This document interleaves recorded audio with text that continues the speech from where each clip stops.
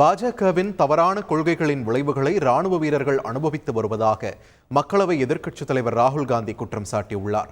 ஜம்மு காஷ்மீரில் மீண்டும் தீவிரவாத என்கவுண்டரில் நமது வீரர்கள் வீரமரணம் அடைந்த நிலையில் தியாகிகளுக்கு தனது பணிவான அஞ்சலியை செலுத்தி அவர்களை இழந்து வாடும் குடும்பத்தினருக்கு ஆழ்ந்த இரங்கலை தெரிவித்துக் கொள்வதாக குறிப்பிட்டுள்ளார்.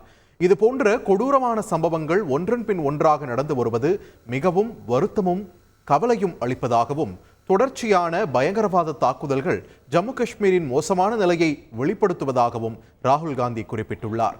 மீண்டும் மீண்டும் நடக்கும் பாதுகாப்பு குறைபாடுகளுக்கு அரசாங்கம் முழு பொறுப்பேற்க வேண்டும் என்பதும், நாட்டின் குற்றவாளிகள் மீது கடும் நடவடிக்கை எடுக்க வேண்டும் என்பதும் ஒவ்வொரு தேசபக்த இந்தியனின் கோரிக்கையாக உள்ளதாகவும், இந்த துயரமான நேரத்தில் தீவிரவாதத்திற்கு எதிராக ஒட்டுமொத்த நாடும் ஒன்றுபட்டு நிற்பதாகவும் ராகுல் காந்தி தெரிவித்துள்ளார். செய்திகளை உடனுக்குடன் தெரிந்து கொள்ள உடனே சப்ஸ்கிரைப் பண்ணுங்க.